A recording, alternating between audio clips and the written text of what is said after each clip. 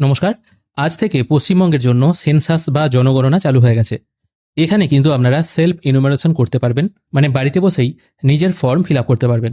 তাছাড়া আপনাদের বাড়িতেও কিন্তু সরকারি আধিকারিকরা আসবে। তারাও যেমন বাড়িতে এসে আপনাকে কিছু প্রশ্ন করবে এই রিলেটেড। অনলাইনে যখন আপনি ফর্ম ফিল আপ করবেন তখনও কিন্তু আপনাকে কিছু প্রশ্নের সম্মুখীন হতে হবে। আজকের ভিডিওতে আমরা সেই টোটাল প্রসেসটা দেখে নেব। অনলাইনে সেলফ ইনুমারেশন করার জন্য সেন্সাসের গুগলে সেন্সাস লিখে সার্চ করবেন। প্রথম যে লিঙ্কটি ওপেন হবে সেলফ ইনুমারেশন, এটির ওপর একবার ক্লিক করবেন। এখানে ক্লিক করার পর এখান থেকে স্টেট চুজ করে নেবেন। আমি এখান থেকে ওয়েস্ট বেঙ্গল চুজ করে নিচ্ছি। তারপর এখানে কিছু লেখা আছে যেখানে বলা হচ্ছে এখানে এই টোটাল ফর্ম ফিল আপ হয়ে যাওয়ার পর আপনি একটি সেলফ ইনুমারেশন আইডি পাবেন, যেটাকে এসি আইডি বলা হয়। সেটা এসএমএস এর মাধ্যমে এবং ইমেলের মাধ্যমে পেয়ে যাবেন। যখন আপনার বাড়িতে সেন্সাস করতে আসবে তখন সেই এসি আইডিটা যিনি আসবেন তাকে দেবেন, তাহলে কিন্তু তাদের বুঝতে সুবিধা হবে। আমি এটা আপাতত ওকে করে দিচ্ছি। এখান থেকে আমি স্টেট ওয়েস্ট বেঙ্গল চুজ করেছি। তারপর হেড অফ দ্য ফ্যামিলির নাম এখানে পুট করতে হবে। এখানে দেখুন স্টার মার্কের পাশে একটি আই বাটন আছে, যেখানে বলা হচ্ছে পরিবারের প্রধানের নাম এখানে পুট করার সময় যে পরিবারের বয়োজ্যেষ্ঠ লোক তাকেই যে পরিবারের প্রধান করতে হবে তা কিন্তু নয়। যিনি আপনার পরিবারের সমস্ত কিছু দায়িত্ব নেন এবং যিনি ফাইনাল ডিসিশন নেন তিনিই হচ্ছে পরিবারের হেড। তিনি যে সবসময় বয়সে বড় হবেন তার কিন্তু কোনো অর্থ নেই, এবং যে পুরুষই হবেন সবসময় সেটাও কিন্তু কোনো অর্থ নেই। এখানে সেই পরিবারের হেডের নাম, তারপর ইমেল আইডি এখানে পুট করবেন, যদিও অপশনাল বলা আছে কিন্তু এখানে পুট করে দেবেন। তারপর এখানে ফোন নাম্বার পুট করবেন। এখানে একটি ক্যাপচা পুট করতে হবে। তবে এখন ক্যাপচাটি আসছে না, আমি একবার রিফ্রেশ করছি। রিফ্রেশ করলে আপাতত ক্যাপচাটি চলে আসবে। দেখুন ক্যাপচা এসে গেছে। এখানে ক্যাপচাটি পুট করে দিয়ে গেট ওটিপি অপশনে ক্লিক করবেন। আর এখানে বলে দেওয়া হয়েছে হেড অফ দ্য ফ্যামিলির নাম আপনাকে সঠিকভাবে পুট করতে হবে। এটা কিন্তু পরবর্তীকালে চেঞ্জ করা যাবে না। এখানে আমি ওটিপি পুট করে দিয়েছি। তারপর এখান থেকে ল্যাঙ্গুয়েজ সিলেক্ট করে নিয়েছি বাংলা। তারপর এখানে ক্যাপচা পুট করে ভেরিফাই ওটিপি অপশনে ক্লিক করব। এবার এখান থেকে আপনার আসল কাজ শুরু। এখানে কিছু ইনস্ট্রাকশন দেওয়া আছে যেগুলো আমি আলোচনা করে দিচ্ছি, তাই আপাতত এগুলো আপনাকে না দেখলেও হবে। আমি আপাতত ওকে অপশনে ক্লিক করছি। এখান থেকে সবার আগে আপনার স্টেট, তারপর ডিস্ট্রিক্ট এবং পিনকোড চুজ করতে হবে। আমি এখান থেকে আমার জেলা সিলেক্ট করে নিলাম। তারপর এখান থেকে পিনকোডটা বসিয়ে দিচ্ছি। তারপর একটু স্ক্রোল করে নিচের দিকে এলে আপনার গ্রামের নামটা এখানে সার্চ করতে হবে। তারপর অনুসন্ধান করুন এই অপশনে ক্লিক করতে হবে। আমি এখান থেকে আমার গ্রামের নাম সার্চ করছি। সার্চ করার সঙ্গে সঙ্গে এখানে আমার ম্যাপ খুলে গেছে। আমি ডিজিটাল মানচিত্রের ওপর মার্কারটিকে সরিয়ে নিয়ে যাচ্ছি। এটা আমি আপাতত ওকে করে দিচ্ছি। এখানে দেখুন ম্যাপটা ওপেন হয়ে গেছে। এবার এই অঞ্চলের মধ্যে থেকে আপনার বাড়িটা কোনটা সেটা আপনাকে খুঁজতে হবে। যদি দেখা যায় এই যে অঞ্চলটা আপনার এখানে শো হচ্ছে এই অঞ্চলের মধ্যে আপনার বাড়িটা নেই, আপনার বাড়ি হয়তো দূরে আছে, যদি আপনি কম্পিউটার থেকে কাজটি করেন তাহলে কন্ট্রোল মানে সিটিআরএল যে কম্পিউটারের সুইচটা আছে ওটাকে টিপে ধরে মাউসের চাকাটাকে ছোট বড় করতে পারেন, মানে ঘোরাতে পারেন, তাহলে কিন্তু আপনার বাড়িটি শো হবে। আমি যেমন ধরুন এখানে দেখা গেল আমার বাড়িটি হয়তো এই জায়গায় আমার বাড়ি, ঠিক আছে, বা এই বাড়িটির পাশে আমার বাড়ি। তাহলে আমি এই বাড়িটির পাশে যাওয়ার জন্য মাউসের লেফট ক্লিক করে আমি মাউসটিকে যদি এইভাবে সরাই তাহলেও যেতে পারবো, এবং ম্যাপটিকে ছোট বড় করার জন্য কন্ট্রোলকে চিপে ধরে রেখে, এখানে দেখুন দেখাচ্ছে কন্ট্রোল টিপে ধরে রেখে স্ক্রোল করতে হবে জুম আউট করার জন্য বা জুম ইন করার জন্য। আমি সিটিআরএল বাটন প্রেস করে মাউসের চাকাটিকে আমি ঘোরাচ্ছি, তাহলে দেখুন ম্যাপটি ছোট বড় হবে। এইভাবেই কিন্তু আপনারা কাজটি করতে পারবেন বা আপনাদের বাড়ির ওপর এই পয়েন্টারটিকে রাখতে পারবেন। দেখা গেল আপনার বাড়ি হয়তো এইটা। এবার পয়েন্টারটিকে রাখার জন্য পয়েন্টারটি সবসময় মাঝখানেই থাকবে। আপনার বাড়িটাকে কি করতে হবে, টিপে ধরে মাউসের চাকা করে আপনাকে এর ওপরে নিয়ে আসতে হবে। এই যে হলুদ রঙের দাগটা দেখছেন এখানে আনতে হবে, তাহলেই পয়েন্টারটা চলে আসবে। দেখা গেল হয়তো এইটা আপনার বাড়ি, তাহলে আপনাকে মাউসের টিপে ধরে এই মাঝখানে আপনাকে আনতে হবে বাড়িটা, ম্যাপের মাঝখানে, তাহলেই এই পয়েন্টারটা লাল পয়েন্টারটা আপনার এখানে চলে আসবে। আমি আপাতত অবস্থান নিশ্চিত করুন এই অপশনে একবার টিকমার্ক দেবো। এটা আপাতত সেট হয়ে গেল। তারপর সেভ করুন এবং পরবর্তী পর্যায়ে এগিয়ে যান, এই অপশনে ক্লিক করবেন। এখানে আপনার টোটাল বাড়ির অবস্থানটা চলে এসছে। তারপর আমি হ্যাঁ অপশনে আবার ক্লিক করছি। এরপর এখানে কিন্তু বেশ কিছু প্রশ্ন করা হয়েছে, সেই প্রশ্নগুলোর উত্তর আপনাকে দিতে হবে। আমি এবার এখান থেকে একটা একটা করে প্রশ্ন দেখব এবং সেগুলো আলোচনা করব। প্রথমে বলা হয়েছে আপনার সেন্সাস যে হচ্ছে আপনার বাড়ির যে মেঝে আছে বা ঘরের যে মেঝেটা আছে ওটা কি দিয়ে তৈরি। যদি সিমেন্ট হয় সিমেন্ট লিখবেন, মাটি হলে মাটি লিখবেন, যেটা হবে আর কি। আপনার বাড়ির মেঝেটা কি দিয়ে তৈরি সেটা এখান থেকে সিলেক্ট করতে হবে। পাকা ঘর হলে আমি সিমেন্ট সিলেক্ট করছি। তারপর বলা হয়েছে আপনার ঘরের দেয়ালটা কী টাইপের। যদি মাটির হয় মাটির লিখবেন, অনেকের বাড়ির দেয়াল হয় হচ্ছে গাঁথনি করা, সেক্ষেত্রে গাঁথনি লিখবেন। সিমেন্ট হলে সিমেন্ট লিখবেন। এখানে কি সিমেন্ট না, এখানে সিমেন্ট অপশানটা নেই। এখানে দেখুন কাঠ আছে, মাটি আছে, পোড়া ইঁট আছে, যেটা আপনার ক্ষেত্রে সঠিক সেটাই এখানে লিখবেন। যদি এখানের অপশানগুলোর মধ্যে না থাকে তাহলে অন্যান্য সিলেক্ট করতে পারেন। তারপর জিজ্ঞেস করা হচ্ছে আপনার ছাদের উপাদান কি, মানে বাড়ির যে ছাদটা আছে ওটা কী রকম। যদি পাকা হয় পাকা লিখবেন, আর যদি মাটির হয় বা অ্যাজবেস্টার হয়, খড় বাঁশ অথবা পোড়া ইঁট যেটা হবে আর কি, টালিরও হয় অনেক সময় ঘর, যদি টালির হয় টালির লিখবেন। এইভাবে কিন্তু বিভিন্ন প্রশ্ন করা হচ্ছে, সেগুলোর উত্তর দিতে হবে। তারপর বলা হয়েছে আপনার বাড়ির বর্তমান অবস্থা কেমন। যদি নতুন বাড়ি হয়ে থাকে তাহলে অবশ্যই লিখতে হবে এটা ভালো। যদি মোটামুটি হয় তাহলে লিখতে হবে বাসযোগ্য, আর যদি কোনো কারণে ক্ষতি হয়েছে বাড়ি তাহলে লিখতে হবে ক্ষতিগ্রস্ত। এইভাবে কিন্তু সবকিছু জিনিস মেনশন করতে হবে।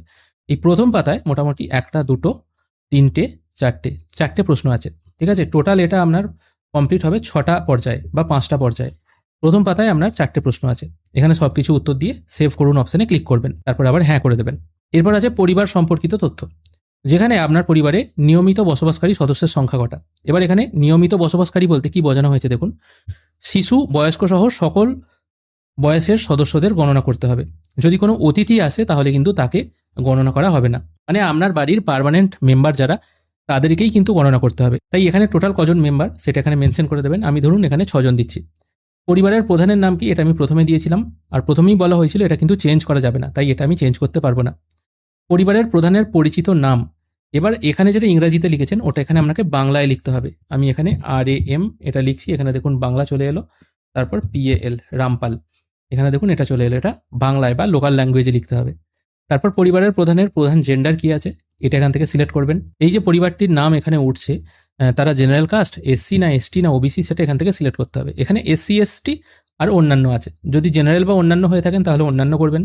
SC বা তপশিলি জাতি বলতে প্রথমেরটা করবেন, আর যদি ST হয় তাহলে সেকেন্ডটা করবেন। গৃহের মালিকানার বিবরণ, আপনার যে বাড়িটা আছে সেটা কি টাইপের, যদি নিজের হয় নিজের করবেন, যদি ভাড়া বাড়ি হয় কিন্তু অন্যত্র বাড়ি আছে হয়ে থাকে তাহলে সেকেন্ড অপশন করবেন।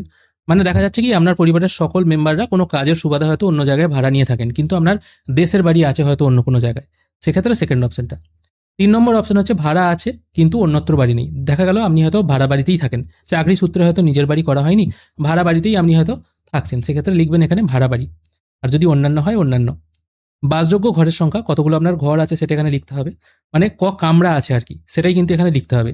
এবার বাসযোগ্য ঘর বলতে এখানে দেখুন কি বলা হয়েছে, রান্নাঘর, স্নানঘর, বাথরুম, যাতায়াতের অংশ, বারান্দা, এগুলো কিন্তু ঘর হবে না, শুধুমাত্র শুতে পারবেন সেরকম ঘরের সংখ্যা এখানে মেনশন করতে হবে। পরিবারে বসবাসকারী বিবাহিত দম্পতির সংখ্যা, এখানেও দেখুন কি বলা হয়েছে, পরিবারের নিয়মিত বসবাসকারী স্বামী বা স্ত্রীর মধ্যে একজন সাময়িকভাবে অনুপস্থিত থাকলেও তাদেরকে বিবাহিত দম্পতি হিসাবে গণ্য করা হবে। দেখা যাচ্ছে স্বামী এবং স্ত্রী এবং আরও কিছু মেম্বার আছে, দেখা গেল হয়তো স্ত্রী হয়তো বাপের বাড়ি গেছে, এই মুহূর্তে নেই, কিন্তু তাকেও কিন্তু একজন বিবাহিত দম্পতি হিসাবেই গণ্য করতে হবে। সেক্ষেত্রে এখানে কতজন বিবাহিত সেটা এখানে মেনশন করতে হবে। এবার বিবাহিত দম্পতি বলতে দেখুন স্বামী স্ত্রী মিলে হয় দম্পতি।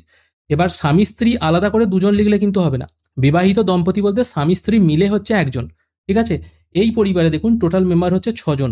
এখানে ধরুন আমি এটা ক্যালকুলেট করে দিচ্ছি, বাবা মা আছে, বাবা মা প্লাস তার 2 ছেলে, আর তার হয়তো শ্বশুর শাশুড়ি আছে, ঠিক আছে, শ্বশুর শাশুড়ি, ছেলে, পুত্রবধূ আর নাতি নাতনি এরকম আছে। সেক্ষেত্রে এখানে দম্পতি কটা হচ্ছে, দম্পতি হচ্ছে যেহেতু দাদু ঠাকুমা আছে সেক্ষেত্রে, বা শ্বশুর শাশুড়ি, তারা হচ্ছে একটা দম্পতি এক, আর তার ছেলে, তার ছেলের বউ মানে পুত্রবধূ, তারা হচ্ছে আর একটা দম্পতি। তাহলে এখানে দম্পতির সংখ্যা কটা হচ্ছে 2টো। এখানে টোটাল আমি বসিয়ে দিলাম, তারপর সেভ করুন এবং পরবর্তী পর্যায়ে এগিয়ে যান, এই অপশানে ক্লিক করব, তারপর আবার হ্যাঁ করে দিচ্ছি। এরপর এখানে বলা হচ্ছে পানীয় জলের উৎস, আপনার বাড়িতে জল কিভাবে আসে, পানীয় জল মানে খাবার জলটা যেভাবে আসে সেটা এখান থেকে সিলেক্ট করবেন। যদি পাম্প থাকে পাম্প করবেন, টিউবওয়েল হয় টিউবওয়েল, নদী, জলাধার, বিভিন্ন অপশন আছে। এবার বলতে পারেন আমরা কলের জল কিছুটা নিই, কিছুটা জল আসে আমাদের সরকারি জল, কিছুটা আসে অন্যান্য জল আর কি, ঠিক আছে। সেক্ষেত্রে আপনার বাড়িতে সব থেকে বেশি পরিমাণে জল কোথা থেকে কালেক্ট করা হয়, এখানেও দেখুন সেটা বলা হয়েছে, সব থেকে বেশি পরিমাণে অথবা বছরের অধিকাংশ সময়ে যে উৎস থেকে পানীয় জল নেওয়া হয় সেটাই এখান থেকে সিলেক্ট করতে হবে। এবার এখান থেকে এটা সিলেক্ট করে নেবেন। পানীয় জলের উৎসটি কোথায়, এবার এখানে দেখুন কি বলা হয়েছে, যদি পানীয় জলের উৎসটি বাড়ির চৌহাদ্দি থেকে 100 মিটার দূরত্বের মধ্যে হয়, শহরের ক্ষেত্রে 500 মিটার দূরত্বে, যদি 100 মিটার দূরত্বে হয় শহর এলাকার ক্ষেত্রে, গ্রামের ক্ষেত্রে যদি 500 মিটার হয় তাহলে বাড়ির চৌহাদ্দির কাছে লিখবেন, আর যদি তার থেকেও দূরে হয় তাহলে দূরে লিখবেন, আর যদি বাড়িতেই আপনার খাবার জলের ব্যবস্থা থাকে তাহলে প্রথম অপশনটা লিখবেন।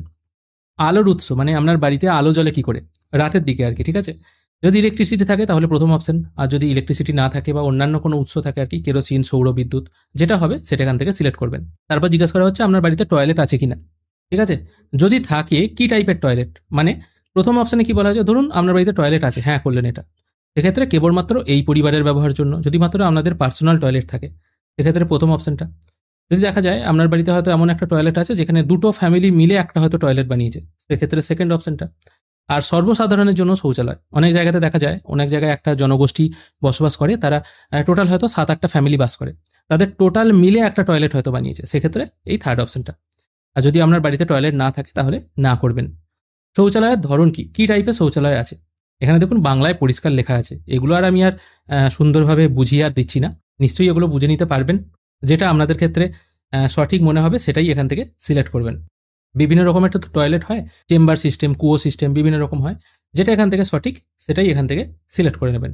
তারপর জিজ্ঞেস করা হচ্ছে আপনার বর্জ্য জল নিকাশি কার সাথে যুক্ত, মানে আপনার বাড়িতে স্নানের জল, বাসন ধোয়া জল, তারপর ধরুন জামা কাপড় কাচাকাচি হচ্ছে, সেই সমস্ত জলগুলো কোথায় গিয়ে মিশছে সেটা এখান থেকে সিলেক্ট করতে হবে। যদি নর্দমায় মেশে, খোলা না ঢাকা, সেটা সিলেক্ট করবেন। যদি কোনো নর্দমা নেই, ডাইরেক্ট পুকুরে গিয়ে মেশে, সেক্ষেত্রে কোনো নর্দমা নেই এরকম করে দেবেন।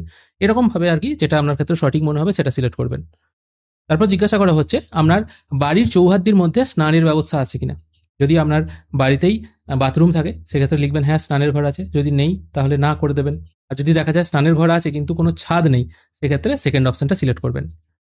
তারপর আপনার বাড়িতে কিভাবে রান্না হয় জিজ্ঞাসা করা হচ্ছে। এখানে কিন্তু অনেকগুলো অপশন আছে, এই অপশনগুলো কিন্তু আপনাকে ভালো করে বুঝতে হবে। যদি আপনার রান্নাঘরে এলপিজি গ্যাস থাকে তাহলে প্রথম অপশনটা, যদি না থাকে তাহলে দ্বিতীয় অপশনটা। সেকেন্ড অপশন বলা হচ্ছে বাড়ির মধ্যে রান্না হয় কিন্তু রান্নাঘরে রান্না হয় না, মানে আপনার আলাদা করে কিন্তু কোনো রান্নাঘর নেই, কোনো রুমের মধ্যেই আপনি রান্না করেন। প্রথম অপশনটা কি বলা হচ্ছে, আপনার আলাদা রান্নাঘর আছে এবং সেই রান্নাঘরে গ্যাস আছে কি গ্যাস নেই এটা জিজ্ঞেস করা হচ্ছে। দ্বিতীয় অপশন বলা হচ্ছে আপনার কোনো রান্নাঘর নেই, আপনি হয়তো রুমের বা কোনো বারান্দায় রান্না করেন, সেক্ষেত্রে আপনার গ্যাস আছে কি গ্যাস নেই, এটা কিন্তু খুব ভালোভাবে পড়বেন। আর থার্ড অপশন হচ্ছে আপনি খোলা জায়গায় রান্না করেন, সেক্ষেত্রে আপনার গ্যাস আছে কি গ্যাস নেই সেটা সিলেক্ট করা হচ্ছে। আর 4 নম্বর অপশন হচ্ছে রান্না হয় না। এবার বলতে পারেন এই অপশনটা দিল কেন, এখনও কিন্তু অনেক জায়গায় হোম ডেলিভারি খাবার খাওয়া হয়, সেই জন্য কিন্তু এই অপশনটা দিয়েছে। সেই জন্য এখানে যে অপশনগুলো আছে কিন্তু আশা করি বুঝতে পারলেন। যদি আপনার ডেডিকেটেড রান্নাঘর থাকে তাহলে প্রথম দুটোর মধ্যে যে কোনো একটা সিলেক্ট করবেন, মানে গ্যাস আছে কি গ্যাস নেই। হয়তো আপনার রান্নাঘর নেই, বাড়ির কোনো এক কোণে রান্না করেন, সেক্ষেত্রে আপনার গ্যাস আছে কি গ্যাস নেই সিলেক্ট করতে হবে।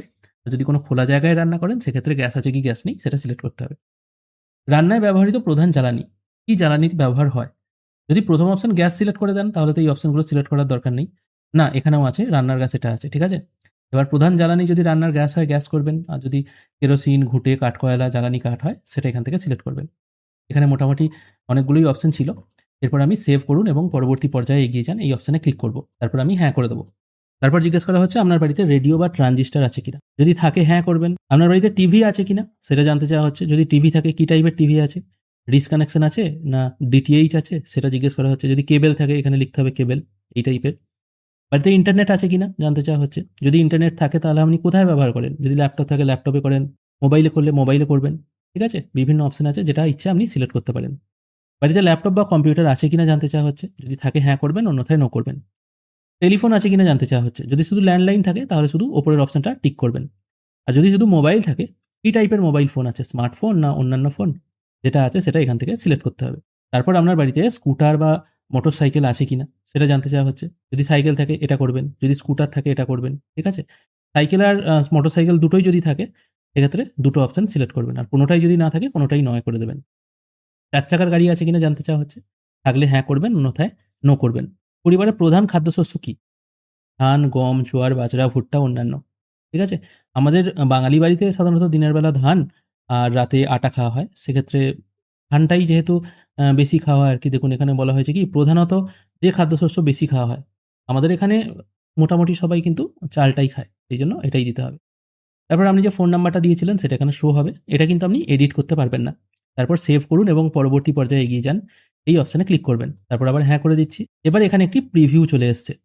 এই প্রিভিউতে আপনি যেগুলো ফিল করেছেন সেগুলো কিন্তু শো হচ্ছে। তো স্ক্রোল করে নিচের দিকে গেলে আপনি যে ডিটেলগুলো এখানে দিয়েছেন সব কিন্তু এখানে খুব ভালোভাবে শো হচ্ছে। যদি মনে হয় সবকিছু ঠিকঠাক আছে তাহলে ড্রাফট হিসাবে সেভ করবেন, আর যদি মনে হয় কিছু এডিট করতে চান তাহলে তথ্য পরিবর্তনের জন্য ফিরে যান, এখানে ক্লিক করবেন।